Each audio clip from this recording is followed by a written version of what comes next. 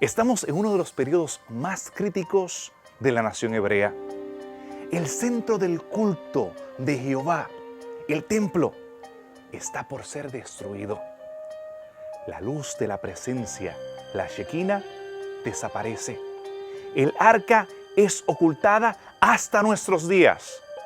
Si quieres escuchar más acerca de la profecía y este periodo de la historia hebrea tan importante, quédate con nosotros estudiando en Evidencias.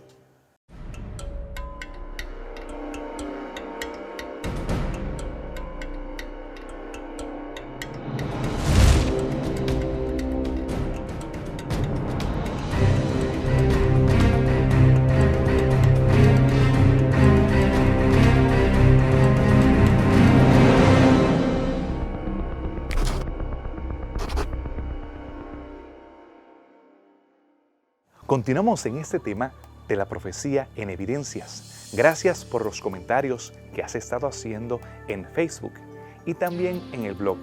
Sabemos de las cosas que no han quedado muy claras y hemos tenido la oportunidad de poder contestarte. Continúa haciéndolo así a través de nuestra página y también accediendo a nuestros archivos. Gracias también por las felicitaciones y la forma en que esta serie ha impactado tu vida. Ahora vamos a continuar nuestro estudio acerca de la profecía, entrando en detalle acerca de las vidas de Habacuc y Jeremías. Jeremías y Habacuc vivieron en una época que sufrió muchas transiciones. Comenzamos con el rey Josías. Posiblemente este fue una época en la cual el padre de Jeremías haya encontrado los rollos. Muchos académicos creen que el padre de Jeremías encontró los rollos en el templo de Salomón, que Salomón construyó, en la época de la reforma del profeta, del rey Josías. Y es interesante que toda esta reforma, aunque no es tan específicamente definida en la Escritura, pareciera que estuvo asociada con el descubrimiento del libro de la ley en el templo. Así que al descubrir los términos sobre los cuales opera el pacto y sobre los cuales las bendiciones del pacto pueden ser recibidas, pareciera ser que vemos al rey Josías tratando de ajustar todo el reino a tratar de cumplir los términos del pacto para asegurarse las bendiciones del pacto y evitar las maldiciones del pacto.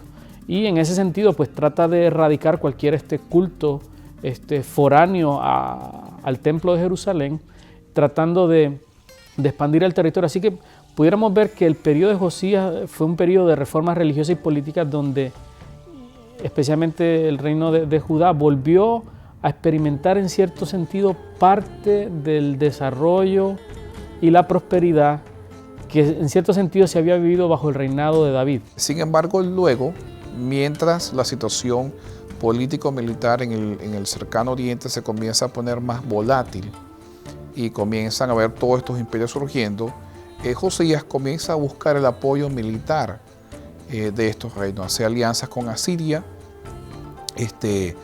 y comienza justamente a depender más de estas naciones para poder conservar su posición política. Y eso ha sido una práctica constante en todos los reinos. Siempre los reinos más pequeños hacen alianza con los reinos más poderosos para poder evitar o conservar su independencia al máximo punto posible. Justamente le pasa a Josías y justamente él muere en una de estas batallas, tratando de impedir el surgimiento o la incursión de los egipcios para que no volvieran a dominarlos nuevamente. Así que Josías comienza a depender militarmente de estas naciones y nuevamente comienza a adoptar un sincretismo parecido al que su padre había abandonado, donde comienza a depender no solo de las naciones, sino también de los dioses de otras naciones para poder mantener su independencia y preservar su reinado. Y esto es justamente lo que eventualmente emite el juicio de Dios y trae finalmente las consecuencias sobre Israel. Parece que tantas décadas de decadencia moral habían hecho casi imposible que la reforma perdurara. Por esa razón, Habacuc reconoce la violencia en sus días. Él se queja ante el Señor. Él dice, ¿por qué me permites ver la violencia? ¿Por qué puedo ver el mal y que tú aparentemente no haces nada? Un diálogo irreverente entre el profeta y el Creador. Porque Dios le responde asegurándole que vendrían días de juicio. Pero esos días de juicio vendrían sobre Judá, porque los caldeos habrían de llegar. Ellos serían como lobos rapaces. Sus jinetes serían rápidos y las hordas destruirían todo a su paso. A lo que Habacuc se sorprende, porque Dios le asegura, Jehová el Dios verdadero, que estos impíos iban a adorar o darle crédito a su Dios en vez de al Dios verdadero. Así que Marduk aparecería como el vencedor sobre el Dios de los hebreos. El profeta no puede resistir al tener que enfrentarse a las próximas y destructivas hordas de soldados que marcharían sobre Judá. Habacuc tiene la característica de ser uno de estos libros de los profetas menores, uno de los 6 que no da información cronológica específica que nos daría la facilidad de tratarlo de ubicar dentro de un periodo histórico fácilmente. Sin embargo, detalles del libro nos orientan para tratar de ubicarlo en qué situación histórica se encuentra. Es evidente en el mensaje de Habacuc que se habla acerca de esta próxima invasión o la cercanía de la invasión del Imperio de Babilonia al Reino de Palestina.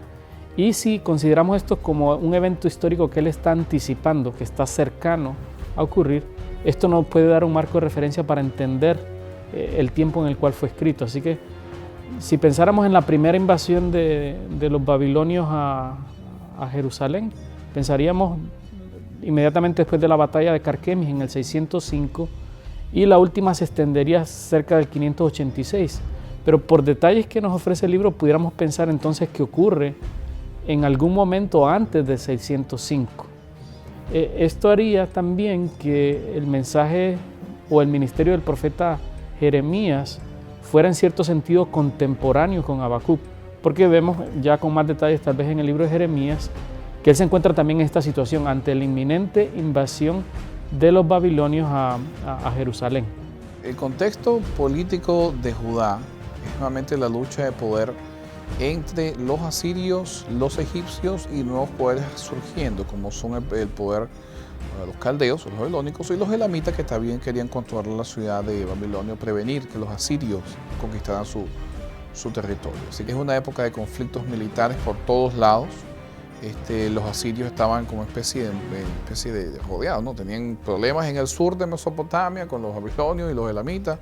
Hacia el norte tenían estados que se estaban rebelando en contra de los asirios mismos, como Judá mismo, que se rebeló en contra de los asirios en la época de Ezequías.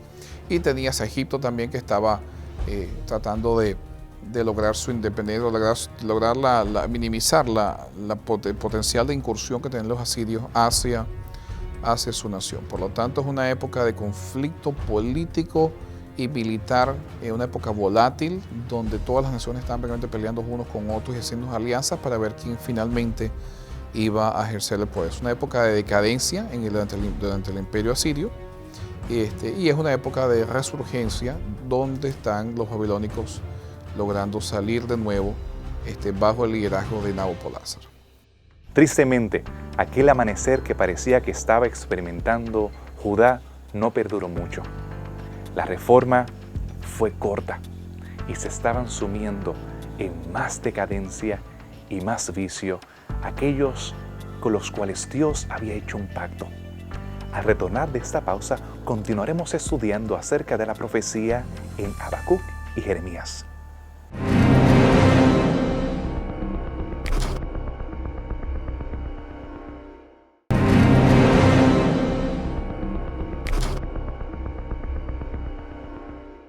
Continuamos con tu programa de evidencias. Si quieres profundizar en algunos de los temas doctrinales o temas que tienen que ver con el estudio de la Biblia, te pido que nos escribas para poder recibir la serie de estudios que ofrecemos en Evidencias. Y mientras continuamos profundizando en el libro de Habacuc, podemos notar los vicios que son enumerados por el profeta. Vemos extorsión, asesinato, falta de justicia, el oprimir a la viuda y al huérfano. Todos estos vicios fueron condenados por Jehová. Era parte del pacto de fidelidad que debía haber entre Dios y su pueblo. Pero desgraciadamente, el pueblo de Israel no había escuchado la voz de Dios. Habacuc comienza su mensaje quejándose, sobre todo quejándose del liderazgo falso que se estaba ejerciendo por los líderes religiosos de Israel. O sea, comienza a quejarse de dos cosas, la injusticia y la falta de religiosidad por parte de los israelitas, y en eso me refiero a la adhesión al pacto que habían hecho con Dios inicialmente y que Josías había comenzado a renovar a través de sus reformas. Así que Habacuc se queja y dice, ¿cómo es posible que Dios esté permitiendo que todas estas naciones, o sea, que todo esto esté ocurriendo dentro de Israel? La respuesta de Dios es aún más drástica. Voy a mandar a los caldeos. Pero aparentemente Habacuc tenía un conocimiento de quiénes eran los caldeos y dice, bueno, pero la solución es peor que el problema mismo. Estos son más idólatras, más crueles, menos conocimiento tienen de Dios y son la solución a los problemas que tenemos hoy en día. Así que el mensaje de Habacuc comienza a tomar cuerpo, quejándose justamente de la idolatría y de la injusticia dentro de Israel, dentro del reino de Judá. Debemos recordar que la muerte de Josías fue un punto final para la última oportunidad de arrepentimiento que tenía Judá. Este es un momento sumamente importante. Muerto Josías, no había un personaje que pudiera frenar de manera decisiva la apostasía de Israel. Así se levanta Joacás, quien fue el próximo gobernante. Este gobernante fue decididamente corrupto. Él apartó a Judá de los caminos del Señor, tal como nos dice su palabra. En ella encontramos en 2 Reyes 23:31 lo siguiente. De 23 años era Joacás cuando comenzó a reinar, y reinó 3 meses en Jerusalén. E hizo lo malo ante los ojos de Jehová, conforme a todas las cosas que sus padres habían hecho. En cierto sentido descubrimos que la reforma religiosa, especialmente que se vivió bajo Josías, el rol del rey fue un papel importante. Mirábamos que el poder político favorecía esta reforma religiosa, y no solo eran los profetas y el sacerdocio, sino que el liderazgo político, y eso ayudó a que la reforma fuera buena. Al morir Josías, el faraón egipcio establece un rey vasal que favorece la política egipcia y que se conforma como un aliado de Egipto. Esto va a durar hasta que Babilonia, que viene con un poder de expansión, lo quita y pone un vasal de ellos. Así que esta inestabilidad política en el reinado de Jerusalén, de Judá, que definitivamente es establecido no por, uno diría, la voluntad divina, sino por poderes extranjeros con intereses particulares, hace que esta visión del gobierno simplemente esté enfocada en una sobrevivencia política, pensando más cómo agradar a los poderes dominantes, que pensar necesariamente que su futuro depende de la obediencia de Dios. Y por eso vamos a ver que todas estas reformas que Josías entendió que eran importantes para hacer, para asegurar la prosperidad de Judá, ahora no representan el mismo valor para estos otros reyes que entienden que la supervivencia de Judá depende de las alianzas políticas. Así que la agenda cambió, la agenda se volvió de ser una agenda religiosa, se cambió a una agenda política que al final trajo eventos trágicos, porque vamos a ver a un Judá dividido políticamente, con personas que están a favor o de Egipto o a favor de Babilonia, o aquellos que quisieran todavía permanecer de forma independiente. Lo que advierte Jehová es que el juicio sería inminente, que pronto llegarían los caldeos, personas que eran guerreros, personas que estaban acostumbrados a conquistar y someter a los pueblos de forma cruel, aquellos que en algún momento dado habían visitado en son de paz al reino de Judá, cuando ellos estaban siendo oprimidos por los asirios, y que tontamente el rey Ezequías le mostró todos sus tesoros. Isaías en aquella ocasión le había advertido que todos esos tesoros, todo aquello que él le había mostrado con tanto orgullo, en vez de darle gloria a Dios por la sanación de su terrible enfermedad, sería deportado hasta Babilonia. El rey Ezequías se lamentaba por lo que estaba por suceder, aunque reconocía que no iba a suceder en sus días gracias a su fidelidad.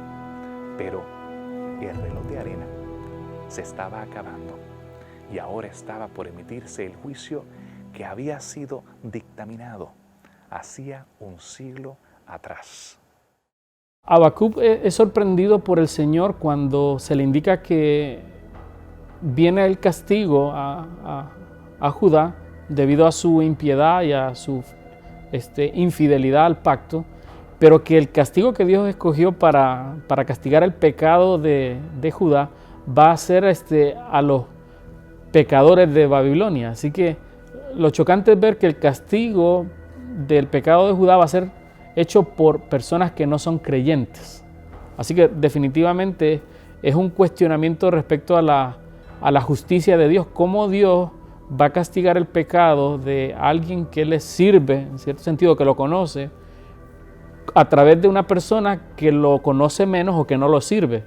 Así que eso va a ser un cuestionamiento moral interesante que Habacuc va a discutir con el Señor y que realmente va a ser una noticia devastadora. Interesantemente, Isaías, al discutir con Ezequías luego de una visita de emisarios babilonios o caldeos, se había anticipado desde el tiempo de Isaías que esto iba a ocurrir, de que en algún momento los tesoros del templo y de la corte iban a ser tomados por este poder, y que no solo eso, sino que hijos y descendientes de Ezequías iban a ser llevados cautivos para servir al rey de Babilonia. Así que estamos viendo que estas palabras anticipadas por Isaías se estaban cumpliendo realidad. Los babilonios estaban acercándose y se podía esperar que si esa parte de la profecía se estaba cumpliendo, definitivamente se podía esperar que las demás se cumplirían también. Y podríamos ver aquí una anticipación de lo que iba a ser este exilio de los varios que hubo, donde participó posiblemente Daniel y sus amigos al ir a la corte de Babilonia. Desde hace mucho tiempo atrás, los profetas, tanto de Israel del norte como del sur, habían estado hablando de un futuro reino que se levantaría para gobernar de una manera terrible el mundo. Se estaba hablando de los babilónicos. En diferentes figuras y lenguajes se hablaba de ellos como leones que iban a conquistar. Así que este reino finalmente se levantó y el profeta Habacuc habla acerca de este reino. Dice en su libro: mirad entre las naciones y ved y asombraos, porque haré una obra en vuestros días que aun cuando se os contare no la creeréis. En este versículo se menciona de algo que el Señor iba a hacer, de algo que la gente no iba a esperar que ocurriera.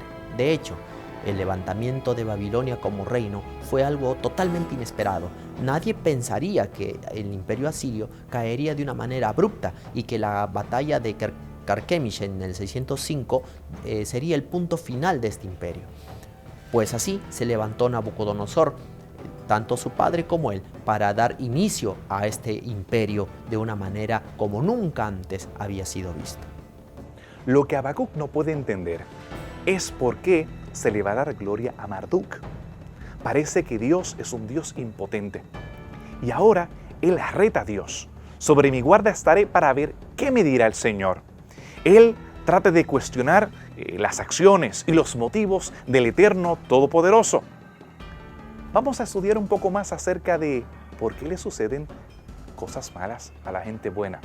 Después de esta pausa podemos entender un poco más acerca del tema de Teodicea, cómo responde Jeremías y cómo responde Habacuc a las tragedias que nos suceden.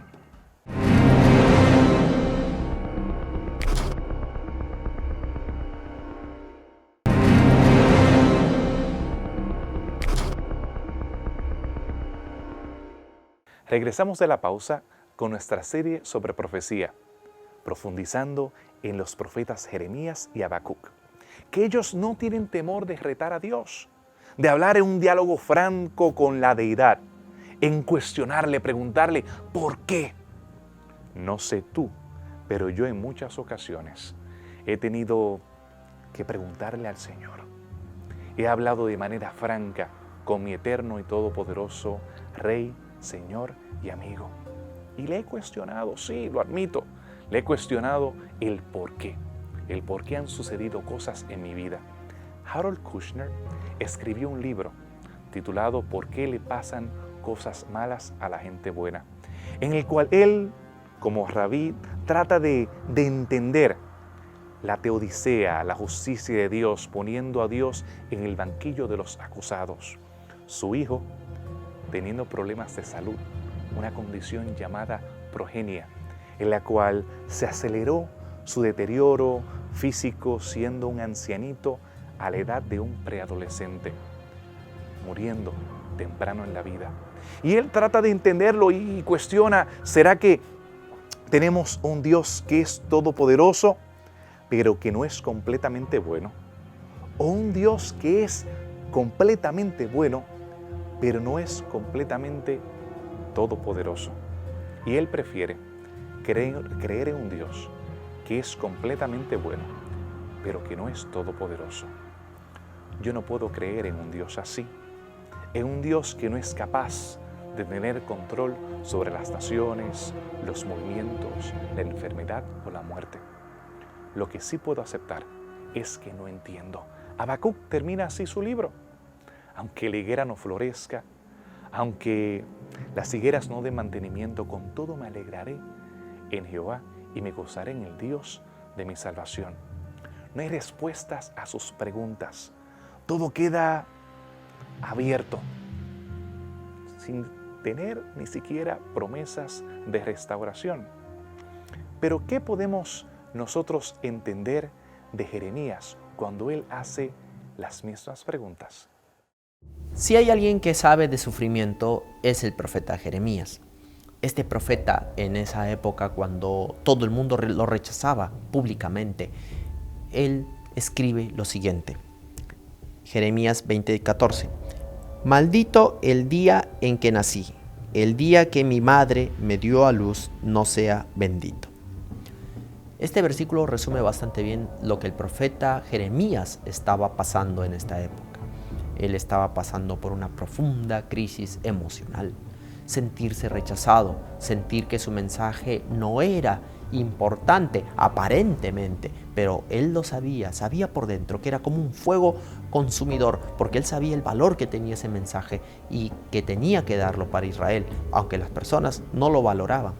Lo echaron en la cisterna, lo abandonaron en el foso ahí cenagoso, donde él estuvo sin comer varios días en ese lugar. Sin embargo, se mantuvo fiel a su mensaje y fue sacado por obra de Dios, por providencia, pero constantemente delante de sus ojos lo único que veía era espada. Tanto la vida de Jeremías como el libro de Jeremías quizás tocan un poco el concepto de qué pasa, dónde está Dios cuando le ocurren cosas negativas a gente que ha actuado justamente. Y eso, sobre todo en la vida de Jeremías mismo, se ve muy claro esto. O sea, es un profeta justo, pero que después es puesto preso, luego es deportado. O sea, una serie de elementos que comienzan a funcionar en la vida de Jeremías, que es un hombre justo que no tenía por qué pasar, porque él se ha mantenido fiel. Sin embargo, pienso que en el libro de Jeremías también se ve que por encima de todos esos aspectos hay un plan detrás de todo eso. Hay un plan especial que Dios tiene, las razones por las cuales Dios está permitiendo que ciertas cosas pasen. En el caso de Habacuc, por lo menos, es algo similar, porque Dios manda a los caldeos y Habacuc se queja y finalmente Habacuc dice, no tengo la evidencia, no puedo probar esto, no puedo lograr que entender esto, pero yo confío en Dios. Y es donde surge uno de los versículos quizás más mal usados dentro de la cristiandad. Dice, Jehová está en su santo templo, que hay delante de él toda la tierra. Ese nosotros lo usamos en el sentido de adoración, ¿no? Quedemos todos calladitos porque Dios está en la iglesia. Pero en el sentido de Habacuc quiere decir, no tengo que explicar a Dios. Prefiero estar quieto y callado, porque Jehová está en su templo y Él está en total control. Esto es una idea común desde el punto de vista mesopotámico. Casi todos los dioses eran representados encima de sus templos en los tronos de los dioses, ejerciendo dominio y autoridad. Y en el caso de Jeremías tenemos lo mismo. Interesantemente, yo pienso que Jeremías, en vez de decir por qué le pasan cosas malas a la gente buena, él hace ver que no hay nadie bueno y que lo que les está pasando porque ellos han hecho ciertas cosas. Así que, aunque el cuestionamiento de la justicia de Dios en Habacuc se hace más evidente pensando de que hay justos que no merecen este castigo, que por qué Dios utiliza este castigo, Jeremías pareciera ser más específico en decir que hay razones por las cuales este castigo viene y que el pueblo lo que debería hacer es buscar a Dios y entender que un concepto de falsa seguridad de tener el templo, de decir que servimos a Dios, no va a ser una garantía para escapar el juicio que viene. Así que es interesante ver cómo los profetas, analizando un mismo evento, nos van a ofrecer diferentes perspectivas de cómo podemos ver a Dios a través de este evento. Habacuc va a cuestionar en cierto sentido si Dios realmente está siendo justo al ejecutar un castigo de esta manera que pudiera ser moralmente cuestionable. En cambio, Jeremías nos ofrece una visión de Dios donde Dios es completamente justo y tiene razones válidas sobre las cuales operar su castigo. Lo interesante es que Jeremías es más específico en decir cuál pudiera ser el curso de acción para hacer esta experiencia lo menos dolorosa posible. Lamentablemente, pues no se decide a seguir el consejo que Dios da a través de Jeremías y va a ser esta experiencia muy dolorosa para Jerusalén.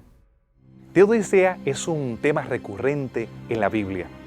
Eso no es un problema para otras sociedades en las cuales vemos el politeísmo como una norma. ¿Por qué? Porque hay un Dios bueno y hay un Dios malo. Lo que es bueno, lo hace el Dios bueno. Lo que es malo, lo hace el Dios malo. Pero en el monoteísmo, donde hay un Dios que es todopoderoso, que tiene control sobre el bien y sobre el mal, el problema de la maldad, el dolor y la muerte se convierte en casi un rompecabezas imposible de solucionar. Entonces empiezan las preguntas, la teodicea, donde Dios es puesto en el banquillo de los acusados y se pregunta ¿por qué? ¿Por qué el dolor? ¿Por qué la muerte? ¿Por qué la maldad? ¿Y por qué el pecado? Jeremías habla de algo que para muchos de ustedes podría ser no familiar, la teodicea. ¿Y qué cosa es la teodicea? La teodicea es el juicio que se hace de Dios. Y tú podrías preguntarte, ¿a Dios quién lo juzga? Bueno, tú debes recordar que Satanás, desde el momento que se rebeló contra Dios, fue el primero en levantar el dedo contra Dios y de acusarlo de ser un Dios injusto, cruel y vengativo. Esta acusación ha ido durante los siglos y cada vez que había sufrimiento, se acusaba a Dios de ese sufrimiento. Satanás se encargaba de popularizar este concepto. Pero Dios no es el creador del sufrimiento. Él no originó el sufrimiento. Así que cuando Judá cayó en manos de los babilonios en el año 605 a.C., muchos podrían pensar de que Dios, el Dios injusto, con una justicia inexorable, es el causante de la destrucción de Judá. Pero no fue así. Jeremías explica muchas veces que nuestros pecados han hecho separación entre nosotros y Dios, y que es a causa de los pecados de Israel que Israel sufre las consecuencias de sus actos. Lo interesante es que vamos a notar que uno de los principios sobre los cuales va a operar este concepto de la justicia de Dios, la teodicea, es este concepto de lo que algunos llaman la doctrina de retribución. O sea, la forma en que el pacto se establece es una regla de retribución. Tú haces esto, tú recibes esto. Tú haces algo bueno, tú obedeces, tú recibes bendición. Tú desobedeces, tú recibes castigo. Y que esta actitud de retributiva va a permear la relación del pacto a través del Pentateuco y va a ser sobre la base sobre la cual van a operar los profetas sus mensajes. entendiendo, si ustedes siguen comportándose de esta manera, de una manera mala, van a recibir la retribución, que es negativa, castigo, exilio, invasión, hambre, pestes, todo lo que incluye las maldiciones del pacto.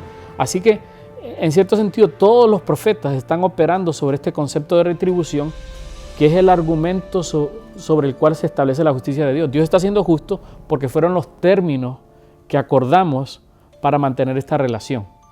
Sin embargo, lo que va a ser interesante va a ser la manera en que algunos profetas, como en el caso de Habacuc, vamos a encontrar también el mensaje de Job en el libro de Jonás, algunos profetas van a ser parte de su mensaje, hacer un interrogante sobre la manera en que Dios decide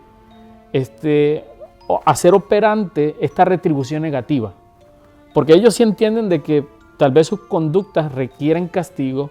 Lo que les resulta conflictivo es descubrir la manera en la cual Dios va a hacer este castigo. Así que Habacuc definitivamente entiende que Israel ha pecado y que necesita un castigo. Lo que está cuestionando es la manera en que Dios ha decidido hacer este castigo a través de los babilonios, que él entiende que es alguien incorrecto. Si uno quiere entender la estructura del libro de Habacuc, tiene que entenderla con una especie de cono, donde comienza el problema se hace más grande y se va reduciendo hasta que llega finalmente a la solución en el último capítulo de Habacuc. Y la solución es: confía en Dios. Ten absoluta confianza en Dios. Habacuc decide: no puedo explicar esto, tengo que confiar en Dios. En el caso de Jeremías, la situación ha empeorado y empeorado. Así que Jeremías sencillamente lo que hace es confiar en un nuevo pacto, confiar en una nueva solución que Dios va a traer. No la tiene todavía, pero confía en esa nueva solución que Dios va a traer, ese nuevo pacto que Dios va a hacer con las leyes en el corazón, ya no las leyes escritas en tablas, sino las leyes en el corazón. O sea, Jeremías confía en que Dios va a reformar internamente al individuo que haga ese pacto con Dios. Por lo tanto, el primer concepto que nosotros tenemos en cuanto a Dios dentro de estos dos libros es justamente ese. Dios no es un Dios para ser explicado. Dios es un Dios para ser confiado. En otra palabra, mi tarea no es explicar a Dios, no es justificar a Dios, no es justificar las cosas que pasan porque yo tengo que entender por qué es que las cosas pasan, porque Dios lo permite. Mi tarea es confiar en Dios a pesar de que no tenga la evidencia en mis manos. Yo decido confiar en Dios. En el caso de Habacuc, aunque surjan los caldeos, yo decido confiar en Dios. En el caso de Jeremías, aunque todo vaya mal, yo voy exiliado, voy preso, yo decido confiar en Dios. Ese es un primer concepto que tenemos nosotros de Dios en estos dos libros. Quizás el segundo concepto importante es la gracia de Dios. Dios escucha el clamor de su pueblo. Dios escucha la injusticia, pero también escucha el dolor de su pueblo. Y eventualmente Dios nunca permite de que su pueblo sufra más allá de lo que Él tiene planificado. O sea, la gracia de Dios se ve presente en estos libros constantemente, sabiendo de que eventualmente Dios todo lo que está buscando es que su pueblo se vuelva a Él. Por lo tanto, la gracia de Dios es un mensaje perenne en estos dos libros, en ambos, y que busca justamente tocar el corazón de la persona o de la persona que está rebelde o del pueblo que está rebelde para que vuelva a Dios. Lo que es positivo también del tema del Teodicea en el Antiguo Testamento es que Dios no tiene problema con que cuestionemos la manera en que Él hace justicia. O sea, no es pecaminoso a veces cuestionarnos por qué nos pasan estas cosas, por qué sufrimos. Y Dios no tiene problema con que hagamos esos cuestionamientos a Él, mientras los hagamos a Él y no los utilicemos como mecanismos para alejarnos de Él. Debería ser una oportunidad no solo para preguntarnos por qué me ha pasado esto, por qué Dios lo ha permitido, sino también esta pregunta de introspectiva, ¿para qué? ¿Qué propósito tiene esto? ¿Qué Dios quiere lograr con esto? Y entender que esto es algo que Dios quisiera que lo pudiera resolver con Él. Así que este cuestionamiento yo pienso que es positivo y es valioso para tener una experiencia aún más cercana con Dios. Muchos argumentan que hay muchas razones por las cuales sufrimos, y entre ellas está la formación de la persona, otra tiene que ver con nuestras decisiones, y definitivamente esta es una oportunidad, la oportunidad de, en medio del sufrimiento, de entender que a veces podemos cuestionar las cosas que entendemos que Dios está haciendo y que Dios no tiene problema con que sintamos eso. El problema es que hagamos que este sentimiento sea resuelto lejos de Dios. Yo pienso que esto es un sentimiento que tenemos que resolver con Él y entender lo que Él pudiera mostrarnos ahora que podamos entender y descubrir aquellas otras que simplemente van a depender de nuestra fe. Cuáles van a tener que ser sostenidas como Dios le dijo a Pablo a través de su gracia, que nos va a sostener en momentos difíciles. Pero creo que es muy positivo pensar que como cristianos, como los profetas, en algún momento vamos a tener sentimientos de frustración, de molestia respecto a la forma en que entendemos que Dios ha permitido que ocurran las cosas, o Dios ha hecho que las cosas se den, o Él las haya hecho, aunque a veces no tenemos un conocimiento claro para distinguir el envolvimiento de Dios en todo, pero al final entendemos que Él es el que permite todo. Así que, ¿cómo podemos resolver esta frustración y molestia que a veces tenemos con Dios? Es bueno ver que los profetas lo verbalizaron, pero no solo verbalizaron su queja, que eso es algo que podemos hacer, sino que terminaron verbalizando su confianza. Así que yo pienso que la Biblia nos invita a quejarnos con Dios, pero a encontrar en medio de este reclamo paz, consuelo, esperanza, que finalmente nos permita depositar nuestra confianza en Él y anticipar un futuro mejor, el deseo de algo mejor, que es la promesa que Dios nos hace, que finalmente no va a ser completamente hecha en la tierra, sino la promesa está hecha pues para cielos nuevos y tierra nueva. Quedamos con más preguntas que respuestas, pero quedamos en paz. Yo quedo en paz con lo que puedo ver en el libro de Habacuc y en el libro de Jeremías. Pero para asegurarnos que lo que ellos escribieron es veraz, queremos ver algunas de las evidencias de los eventos que ellos experimentaron. Quédate con nosotros después de esta pausa para ver algunas de las evidencias de estos libros fascinantes, los libros de Jeremías y Habacuc.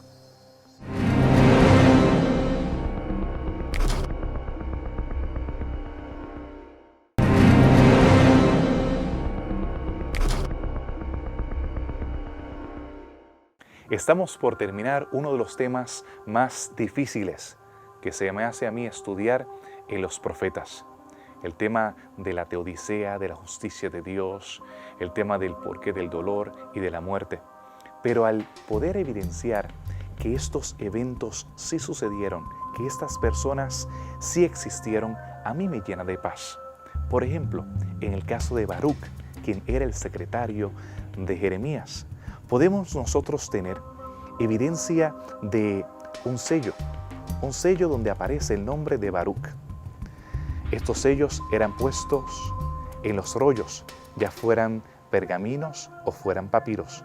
Ellos servían para sellar, para asegurarse de que el contenido no fuese abierto por nadie hasta que el destinatario pudiese recibirlo. Y tenemos uno de estos sellos donde evidencia la familia de Baruc, donde tenemos una huella digital de este escriba que la mayoría de los eruditos asocian directamente con el secretario de Jeremías. Podemos también recordar aquel rollo donde se encontraba el libro de Jeremías, que fue cortado y fue quemado por el rey. En nosotros pensar en que él rechazó la palabra del Eterno parece inverosímil, pero sí, nosotros tenemos la capacidad de decidir si aceptamos o no la evidencia. El profeta Jeremías tenía un ayudante, era un amanuense que se llamaba Baruc. Este secretario le ayudaba en muchas cosas relacionadas a su oficio profético. Tenemos algunas de estas funciones, como por ejemplo leer el mensaje del profeta en público. Así que tenemos Jeremías 36:10, donde dice: y Baruc leyó en el libro las palabras de Jeremías en la casa de Jehová, en el aposento de Gemarías, hijo de Safán, escriba, en el atrio de arriba, a la entrada de la puerta nueva de la casa de Jehová, a oídos del pueblo. En este versículo se menciona que este secretario podía representar al profeta en ciertas ocasiones y hablar de sus palabras. Así que era un oficio sumamente importante. En muchas ocasiones él administraba también los escritos del profeta, los copiaba constantemente. Desde el punto de vista de la academia crítica, o la escuela crítica, muchos han querido decir que Baruc en realidad es el autor del libro de Jeremías, o por lo menos de partes del libro de Jeremías y no necesariamente Jeremías. Pero esto no es necesariamente válido porque realmente los profetas tenían escuelas de escribas que los ayudaban a redactar los libros, todos ellos, todos sin excepción. Así que no era extraño de que Baruc y Jeremías trabajaran juntos, a pesar de que el autor intelectual del libro era Jeremías. Así que eso no afecta la veracidad del libro en lo más mínimo.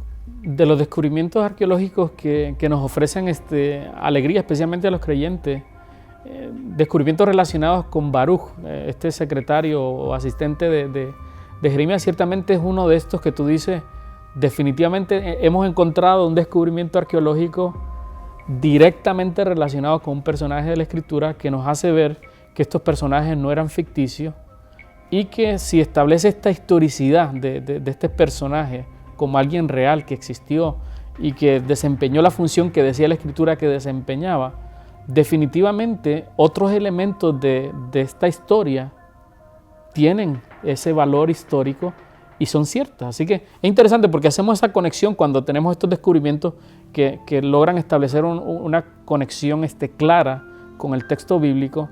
Claro, son argumentos que fortalecen nuestra fe o confianza en la Escritura y nos invitan a entender que si esto es cierto, pues podemos entender que las demás cosas son ciertas. Y claro, esto nos invita a tener dos actitudes hacia la Escritura y los descubrimientos. Una puede ser, yo voy a creer en la Biblia hasta que me prueben que está correcta. Así que esta es una actitud de duda constante y que solo va a ser cambiada entre acumule más evidencia a favor de ella. Así que la duda es negativa en contra de la Escritura. Y la otra postura, posiblemente la postura que yo tengo y yo creo que tienen los creyentes, es que hemos tenido suficiente evidencia ya para confiar positivamente en la Escritura y confiamos en ella a menos que la evidencia pruebe lo contrario. Así que nosotros le damos, en cierto sentido, el creyente le da a la Escritura el beneficio de la duda. Ella es buena hasta que se pruebe lo contrario. Y yo pienso que los descubrimientos son buenos en ese sentido. Yo por otras cosas que la Escritura ha dicho, no solo este argumento, ciertamente confío en su calidad inspirada, en su valor espiritual, en su veracidad. Claro, muchas cosas todavía están por ser corroboradas, pero ante la evidencia que aparece, pues siempre lo veo así. Qué bueno es que tengo otro elemento más que fortalece mi fe en la Escritura sobre algo que yo he tomado la decisión de confiar en ella hasta que se pruebe lo contrario. Y claro, definitivamente esta historia de Baruch es especial por eso, porque es un detalle que aún de los que están afuera de esta actitud hacia la Escritura pueden reconocer algo, pero es interesante y esto es un asunto que tal vez hay que hablarlo con las personas que creen en la Biblia, y es que estas pruebas arqueológicas o de cualquier tipo que pudiéramos encontrar, para el que no quiere creer, estas pruebas nunca van a ser suficientes. Incluso puede ser que algunos lleguen a reconocer, ok, este punto es correcto, pero eso no prueba que todo lo demás sea correcto. Además, esto no prueba que hubo un personaje que trabajó con que se llamaba Jeremías. Tampoco prueba que ese Jeremías era un profeta de Dios y que sus mensajes eran inspirados. Así que, para el que no quiera creer, alguien decía, para el que no quiere creer, ningún milagro es suficiente. Y para el que cree, muchas veces ningún milagro es necesario. Así que lo interesante es que la Escritura nos invita por su historia, por su mensaje, por su efecto en la vida de las personas, nos invita a considerar su carácter especial. Y qué bueno es descubrir, porque no en todos los casos ocurre, que logramos a través de descubrimientos arqueológicos y de otro tipo como históricos, establecer estos puntos de conexión que nos hace presentar a gente que todavía está en ese struggle, en esa lucha de decidir qué es la Biblia, considerar la posibilidad de que la Biblia sea lo que dice ser. Uno de los eventos más trágicos de la historia del Antiguo Testamento es la destrucción de Jerusalén en manos de los babilonios. El templo que había sido construido por Salomón, aquella belleza, una joya arquitectónica y centro del culto hebreo, fue completamente destruido. El pueblo fue deportado y quedó traumado por la experiencia de que su Dios había sido vencido. Las lamentaciones fueron cantadas de forma dolorosa y triste. Jeremías atestiguó cada uno de esos eventos. Él pudo ver las consecuencias que habían sido vaticinadas por profetas, que habían sido advertidos vez tras vez, las consecuencias de romper el pacto como había sido establecido en el monte Gerizim, donde se habían anunciado las consecuencias de no seguir los caminos del Señor. Desgraciadamente, todavía hoy podemos ver entre las ruinas, entre cabezas de flecha, entre la destrucción, la evidencia de que sí se cumplieron las advertencias sobre el pueblo de Judá. Lamentablemente, luego de mucho ruego e intervención profética, la posibilidad de la destrucción de Jerusalén se llegó a concretar bajo los babilonios. Esto fue hecho a través de un proceso, no fue algo que ocurrió de primas a primeras, como diría alguien, sino que algo que ocurrió en un proceso que pudo haber sido evitado. Y es interesante notar el nivel de resistencia que hubo en momentos tan drásticos como estos, en escuchar la voz de Dios a través de los profetas. Porque es cuando vamos a ver los profetas dando mensajes completamente fuertes. Es cuando vemos muchos de ellos incluso haciendo estos mensajes dramatizados, donde hicieron cosas sumamente controversiales para llamar la atención de la audiencia y reflexionar sobre la inminencia de la destrucción, del castigo, y descubrir que a pesar de eso, la gente consideró más importante escuchar la voz de cualquier otro personaje o otra solución y pensar supersticiosamente que de alguna manera, a pesar de lo que estaban diciendo los profetas, Dios iba a hacer algo para evitar que la ciudad cayera. Estas naciones, tanto la nación de Israel como la nación de Judá, cayeron justamente bajo el dominio de aquellas mismas naciones con las cuales ellos habían hecho pactos en vez de confiar en Dios. En otras palabras, los israelitas cayeron bajo la mano de los asirios. Y si uno ve la historia de los reyes de Israel, ellos habían hecho pacto con los asirios para que los ayudaran a pelear en contra de Judá, en contra del rey de Aram y en contra de otros reyes. Pero eventualmente es bajo el dominio de estos que la nación de Israel, la ciudad de Samaria cae, en el año 722 aproximadamente. Ahora, cuando nosotros vemos en el reino de Judá, él justamente hace también alianzas con los babilonios para poder prevenir el surgimiento de otros reyes de toda el área de Mesopotamia. Asiria y los babilonios hacen alianzas con Judá para prevenir que Egipto conquistara. Resulta que terminan ellos siendo conquistados por los mismos con los cuales ellos habían hecho alianzas. Y sobre esas alianzas Dios emite juicios. Algunos incluso especialistas dicen que especialmente en los profetas a veces pareciera ser que se menciona en la historia de Israel esta impugnabilidad de Jerusalén, donde a pesar de los castigos que pudiera sufrir el reino de Judá, cuando llegaban los enemigos a tratar de tomar Jerusalén, de alguna manera, porque el templo de Dios estaba ahí y su presencia estaba ahí, Dios no permitía eso. Así que de alguna forma Dios iba a preservar siempre a Jerusalén. Pero es interesante, especialmente en profetas como Jeremías, él les dice que no deben confiar en la falsa seguridad que tienen por pensar que tienen el templo de Jehová con ellos. Y es interesante que Ezequiel, en parte de sus mensajes, una de las primeras cosas que hace notar en sus visiones antes de que el templo sea destruido y la ciudad, es hacer ver que la gloria de Dios se aleja o se mueve del templo. Y luego por esta razón el templo es destruido junto con la ciudad.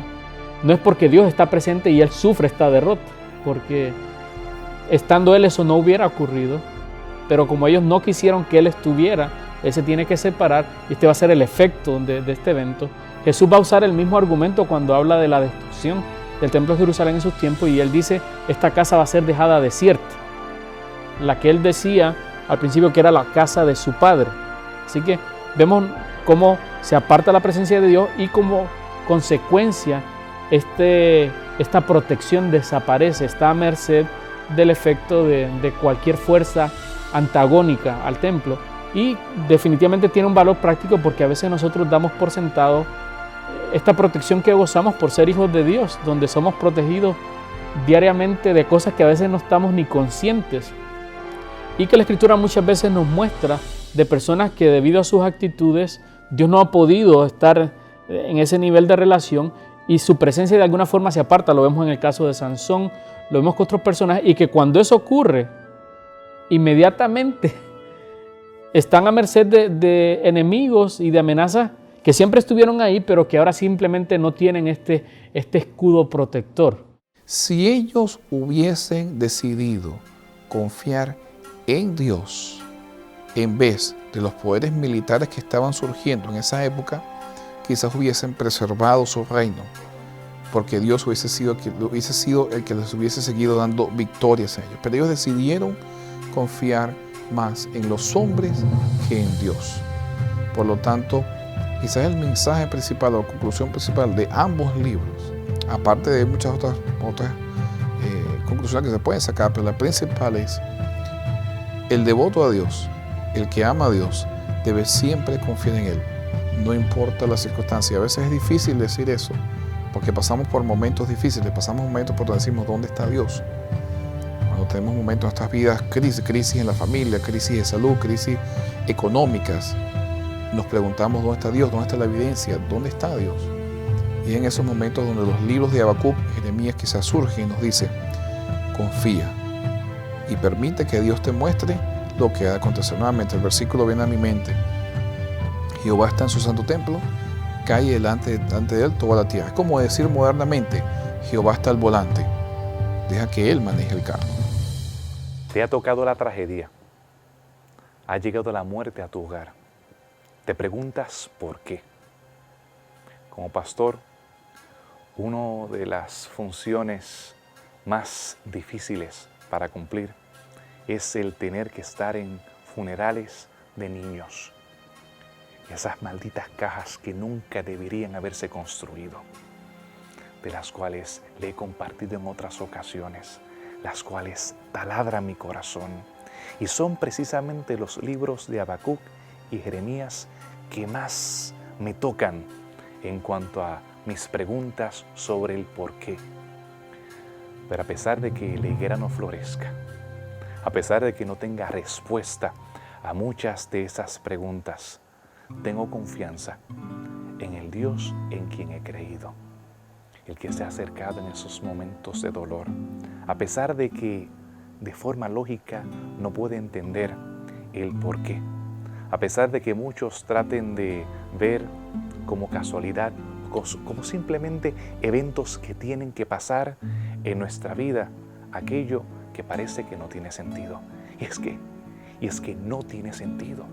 El pecado no tiene sentido ni explicación, pero sí yo tengo seguridad de que Dios está conmigo. Dios está contigo en esos momentos de dolor, en esos momentos de tragedia, cuando no puedes explicar el por qué, Él te acompaña. Que Dios te bendiga, que puedas sentir la presencia del Eterno y que esté cerca de tu corazón.